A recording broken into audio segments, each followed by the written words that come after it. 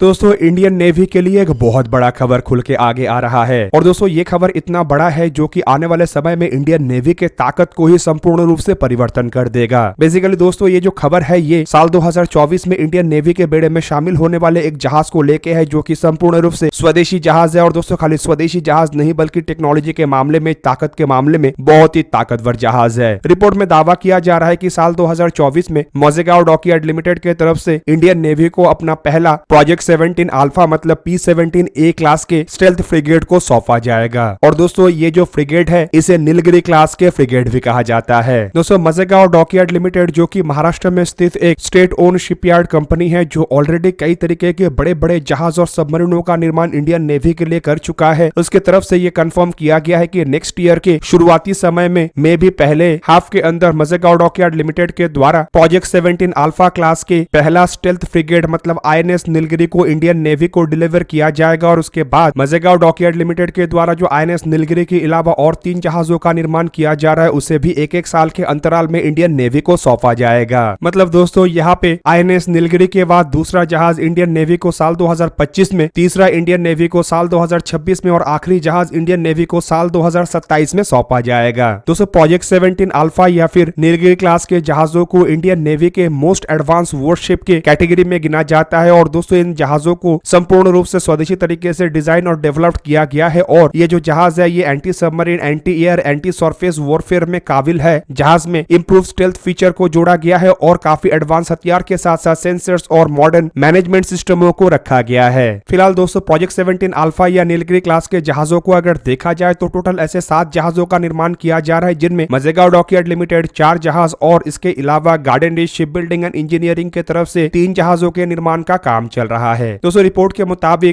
के मुताबिक मोज़ेगाओ dockyard limited के तरफ से जिन 4 जहाजों का निर्माण किया जा रहा है उनमें INS नीलगिरी के अलावा INS उदयगिरी, INS तारागिरी और INS महेंद्रगिरी है। जबकि garden reach ship building and engineering के तरफ से जिन 3 जहाजों का निर्माण किया जा रहा है उनमें INS हिमगिरी, INS द्रोणगिरी और INS विंध्यगिरी है। दोस्तों मोज़ेगाओ डॉकयार्ड लिमिटेड के बाद गार्डन रीच की तरफ से भी अपने जहाजों का डिलीवरी शुरू किया जाना है। और रिपोर्ट के मुताबिक गार्डन रीच शिप बिल्डिंग की तरफ से साल 2025 में 2 जहाज और साल 2026 में 1 जहाज को डिलीवर किया जाएगा। मतलब दोस्तों साल 2027 तक शायद इंडियन नेवी के बेड़े में सातों के सातों स्टेल्थ फ्रिगेट मतलब नीलगिरी क्लास के फ्रिगेट हो। दोस्तों प्रोजेक्ट 17 अल्फा क्लास के जहाजों को अगर देखा जाए तो इसे प्रोजेक्ट 17 शिवालिक क्लास के जहाजों के बाद बनाया गया है। और इन जहाजों के डिजाइन का काम वॉरशिप डिजाइन ब्यूरो के तरफ से किया गया है और निर्माण के काम ये दोनों शिपयार्ड कर रहा है। दोस्तों जहाजों के अगर फीचर को देखा जाए तो रिपोर्ट के मुताबिक ये जो जहाज है ये 6670 टन से भी अधिक भारी है। और दोस्तों ये जो जहाज है इसका लंबाई करीबन 149 मीटर मतलब 488 फीट 10 इंच है। तो वहीं पे इसका चौड़ाई 17.8 मीटर मतलब 58 फीट 5 इंच है। जहाज का ड्राफ्ट करीब 5.22 मीटर मतलब 17 फीट 2 इंच है। तो वहीं पे इसके डेप्थ करीबन 9.9 मीटर मतलब 32 फीट 6 इंच है। और दोस्तों इस आकार से आप लोगों को अंदाजा लग गया होगा कि ये कितना बड़ा और कितना भारी भरकम जहाज है। कई सारे देशों के बेड़े में तो इस साइज के जहाज को डिस्ट्रॉयर का दर्जा दिया जाता है जबकि भारत की तरफ से इसे फ्रिगेट का दर्जा दिया गया है। वहीं पे जहाज में इस्तेमाल होने वाले इंजनों को देखा जाए तो इसमें 2 मैन के डीजल 12V28 33D STC इस्तेमाल किया गया है जिनमें से हर एक का क्षमता 6000 किलोवाट है। जबकि इसके अलावा 2 जनरल इलेक्ट्रिक के LM2500 इंजन का इस्तेमाल किया गया है जिसके सहारे ये जहाज अधिकतम 32 नॉट्स मतलब 59 किलोमीटर पर आवर की रफ्तार में ट्रैवल कर सकता है। लेकिन अगर इकोनॉमिकल रफ्तार मतलब 16 से 18 नॉट्स की रफ्तार में ये ट्रैवल करता है तो इसके जो रेंज है वो करीब 5500 नॉटिकल माइल मतलब 10,200 किलोमीटर है। जबकि अगर ये जहाज अधिकतम रफ्तार में अगर ट्रैवल करता है तो इसका जो रेंज है ये करीबन 2500 नॉटिकल माइल मतलब करीबन 4600 किलोमीटर तक है। दोस्तों जहाज में कई तरीके के हथियारों को इस्तेमाल किया गया है और जहाज में करीबन 226 क्रू मेंबर का इस्तेमाल किया जाता है जिनमें 35 ऑफिसर्स होते हैं जिनके द्वारा इन जहाजों को संपूर्ण रूप से मैनेज किया जाता है। और दोस्तों इन जहाजों में इस्तेमाल होने वाले रडार और सेंसरों को अगर देखा जाए तो रिपोर्ट के मुताबिक इसमें इजरायली एरोस्पेस इंडस्ट्री के ELM-2248 MF star S band active electronical scan array radar, Indira के LTR-25 L band surface search radar और भारत इलेक्ट्रॉनिक्स लिमिटेड के ह्यूमस NG एक्टिव फेज सोनार का इस्तेमाल किया गया है। जबकि कॉम्बैट सूट के रूप में इसमें CMS-17A का इस्तेमाल किया है जो कि एक स्वदेशी सिस्टम है। इलेक्ट्रॉनिक वॉरफेयर सिस्टम के रूप में DRDO के शक्ति इलेक्ट्रॉनिक वॉरफेयर सूट इस्तेमाल हुआ है। जबकि इसके अलावा डिकॉय के रूप में कवच और नेवल साइंस टेक्नोलॉजी लैबोरेटरी के मरीज टॉर्पेडो काउंटर मेजर सिस्टम का इस्तेमाल हुआ है। हथियार के रूप में इसमें 32 Barak 8 surface to air missile और 8 ब्रह्मोस एंटी शिप मिसाइल का इस्तेमाल हुआ है। जबकि 2 ट्रिपल टॉर्पेडो ट्यूब भी है जो कि वरुणास्त्र टॉर्पेडो को दाग सकता है, और 2 RBS 6000 anti submarine rocket launcher भी है। गन के रूप में ओटामलारा 76 मिलीमीटर के नेवल गन और 2 AK-630M close in weapon system है। ये जहाज 2 ध्रुव हेलीकॉप्टर या सी किंग जैसे हेलीकॉप्टर तक को कैरी करने में सक्षम है। कुल मिला के दोस्तों नेक्स्ट ईयर भारत को बहुत ही ताकतवर जहाज मिलने जा रहा है, और साल 2027 तक भारत के पास ऐसे टोटल 7 ताकतवर जहाज होगा। वहीं पे दोस्तों अगर इंडियन नेवी के बड़े डेवलपमेंट का जिक्र हो ही रहा है तो यहाँ पे मजेगांव डॉकयार्ड लिमिटेड की तरफ से काम किए जाने वाले और एक प्रोजेक्ट के बारे में बता देता हूँ, जो कि भारत के नेवी को ही खाली ताकतवर नहीं बनाएगा बल्कि इंडिजिनाइजेशन के जो प्रोसेस है उसे भी मजबूत करेगा। अब दोस्तों मैं यहाँ पे मजेगांव डॉकयार्ड लिमिटेड के जिस अचीवमेंट का बारे में बात कर रहा हूँ वो असल में कलवरी क्लास के सबमरीनों को लेके है, और रिपोर्ट में दावा किया जा रहा है कि मजेगांव डॉकयार्ड लिमिटेड इन सबमरीनों को 60% इंडिजिनाइज करने जा रहा है। वैसे अगर देखा जाए तो कलवरी क्लास के जो सबमरीन है ये असल में फ्रेंच नेवल ग्रुप की तरफ से निर्माण किया हुआ स्कॉर्पियन सबमरीन ही है, जिसे कि भारत में मजेगांव डॉकयार्ड लिमिटेड की तरफ से इंडियन नेवी के लिए बनाया गया है। वहीं पे दूसरी तरफ आपके जानकारी के लिए बता दूं कि हाल ही में प्रधानमंत्री नरेंद्र मोदी का जो फ्रांस दौरा हुआ था तो उस दरमियान 3 और एडिशनल ऐसे सबमरीनों को इंडियन नेवी के लिए खरीदने के बातों को उठाया गया। दोस्तों मजेगांव डॉकयार्ड लिमिटेड के इस काम के बारे में असल में कंपनी के फाइनेंशियल डायरेक्टर की तरफ से जानकारी दिया गया है, और उनके बयान के मुताबिक इन सबमरीनों को और अधिक इंडिजीनियस करने के लिए ही कंपनी की तरफ से काम किया जा रहा है। रिपोर्ट के मुताबिक फिलहाल कलवरी क्लास के सबमरीनों में केवल 32% मतलब 32% ही इंडिजीनियस कंटेंट का इस्तेमाल किया गया है, जबकि आने वाले समय में ये 60% तक हो जाएगा, और इसके लिए मजेगांव डॉकयार्ड लिमिटेड की तरफ से काफी तेज रफ्तार में भी काम किया जा रहा है। दोस्तों रिपोर्ट में दावा किया जा रहा है कि इन सबमरीनों में इस्तेमाल होने वाले बड़े बड़े कंपोनेंटों में से करीबन 165 ऐसे कंपोनेंट है जिसे कि संपूर्ण रूप से स्वदेशी कंपोनेंटों के तहत इस्तेमाल किया जाएगा, जिनमें करीबन 30 ऐसे कंपोनेंट है जिसे कि ऑलरेडी सफलतापूर्वक परीक्षण किया जा चुका है। और दोस्तों ऐसे महत्वपूर्ण सिस्टमों में सबमरीनों में इस्तेमाल होने वाले combat system, integrated combat system, attack periscope, search optronic mast, sonar और नेविगेशन इक्विपमेंट भी शामिल है। और यहाँ पे आप लोगों को दोस्तों ये भी जान के रखना चाहिए कि कलवरी क्लास के इन सबमरीनों को और ताकतवर बनाने के लिए नेवल ग्रुप के साथ मजेगांव डॉकयार्ड लिमिटेड के एक समझौता भी हुआ है, जिसके अंतर्गत इन सबमरीनों में भारत के द्वारा निर्माण किया हुआ एयर इंडिपेंडेंट प्रोपल्सन सिस्टमों को मतलब AIP सिस्टमों को लगाया जाएगा। और साथ ही साथ ये भी दावा किया जा रहा है कि सबमरीनों में शायद लिथियम आयन बैटरीज का भी इस्तेमाल हो। दोस्तों इन सबमरीनों के जो अपग्रेडेशन प्रोसेस है वो शायद साल 2024 से साल 2025 से शुरू हो जाए, और रिपोर्ट के मुताबिक जो 3 एडिशनल स्कॉर्पियन क्लास के सबमरीनों को खरीदा जा रहा है उन सबमरीनों में भी ये अपग्रेडेशन होगा, लेकिन पहले के 6 सबमरीनों को जहां पे मिड लाइट रिफिट के दरमियान अपग्रेड किया जा रहा है तो वहीं पे ये एडिशनल 3 सबमरीन असल में अपग्रेड होके ही तैयार होगा। तो मजेगांव डॉकयार्ड लिमिटेड की तरफ से अब तक जितने भी जहाज और सबमरीनों के प्रोजेक्टों को अंजाम दिया गया है उनमें सबसे महत्वपूर्ण प्रोजेक्ट ये असल में प्रोजेक्ट 75 भी है, जिसे कलवरी क्लास सबमरीन कहा जाता है। और दोस्तों ये सबमरीनों के निर्माण के बाद शायद मजेगांव डॉकयार्ड लिमिटेड ही इंडियन नेवी के लिए प्रोजेक्ट 75I का भी निर्माण करे। फिलहाल प्रोजेक्ट 75I को लेकर किसी भी तरीके का कोई फाइनल बात तो नहीं आया है, लेकिन रिपोर्ट में दावा किया जा रहा है कि जर्मनी की तरफ से अपने सबमरीनों को लेकर भारत के सामने काफी बड़ा ऑफर रखा गया है, जबकि अब स्पेन भी अपने सबमरीनों को लेकर बड़े बड़े दावे कर रहा है। वहीं पे आप लोगों के जानकारी के लिए बता दूं कि मजेगांव डॉकयार्ड लिमिटेड शायद इसके बाद अपने खुद के इंडिजीनियस सबमरीनों के प्रोजेक्ट को भी शुरू करे, और कुछ रिपोर्टों के मुताबिक भारत के द्वारा अपने इंडिजीनियस सबमरीनों के निर्माण का काम या फिर कहे तो निर्माण के जो इनिशियल प्रोसेस है उसे शुरू कर दिया गया है। पर दोस्तों जो इंडिजिनाइजेशन का बात कहा जा रहा है यही ऐसे इंडिजीनियस सबमरीनों के डेवलपमेंट का बिल्डिंग ब्लॉक्स बनेगा, और शायद प्रोजेक्ट 75I भारत का वो आखिरी विदेशी सबमरीन हो जिसके बाद भारत और कभी किसी अन्य देश से सबमरीनों को परचेज ना करे। दोस्तों आप लोगों को क्या लगता है कि भारत की तरफ से सबमरीनों के और जहाजों के निर्माण में मजेगांव डॉकयार्ड लिमिटेड की तरफ से जो भूमिका निभाया जा रहा है वो कितना महत्वपूर्ण है? कमेंट करके अपने राय अवश्य दीजिए। दोस्तों आज के इस वीडियो को यहीं पे ही करते समाप्त, किसी और एक दिन किसी और एक वीडियो में मिलेंगे, तब तक के लिए जय हिंद, वंदे मातरम।